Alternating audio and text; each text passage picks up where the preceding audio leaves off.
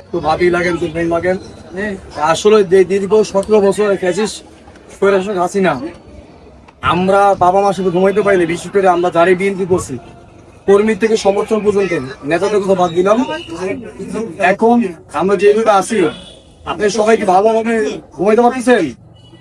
কথা বলেন সবাই, কথা বলেন। সবাই কি স্বাভাবিকভাবে জীবন যাপন করতে পারতেছেন? এই 17 বছর কিন্তু আমরা পারিনি। আমরা কেন পারিনি জানেন? এই স্বৈরা শাসক হাসিনার জন্য আমরা পারিনি। দল যে যেটাই করুক তার গণতান্ত্রিক অধিকার আছে, সেই গণতান্ত্রিক অধিকার হরণ করছে কে? ওই ফ্যাসিস্ট হাসিনা। আজকে 1 বছর 3 মাস জুলাই যে গণঅভ্যুত্থান, আপনাকে সবাই ভালো আছেন না? জোরে কথা বলেন, সবাই ভালো আছেন? আগামীতে ইনশাল্লাহ আমাদের দল যদি বিএনপি ক্ষমতা আসে আগামীতে আরো ভালো থাকবেন ইনশাল্লাহ। এবং আমাদের তারুণের অঙ্গর তারেক রহমান স্পষ্ট কথা বলেছেন, গণতন্ত্র পূর্ণ উদ্ধারের জন্য যা যা করণীয় দরকার তিনি তাই তাই করবেন।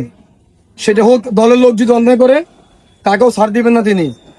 কথাগুলো মাথায় ক্লিয়ার রেখে রাখবেন আপনি। আমিও যদি অন্যায় করি আমার জন্য কিন্তু বিচারে কাঠ করে দাঁড়াতে হবে, তাই না? অতএব এই আওয়ামী লীগের শেখ হাসিনা কি এই বিচার চালু করেছিল?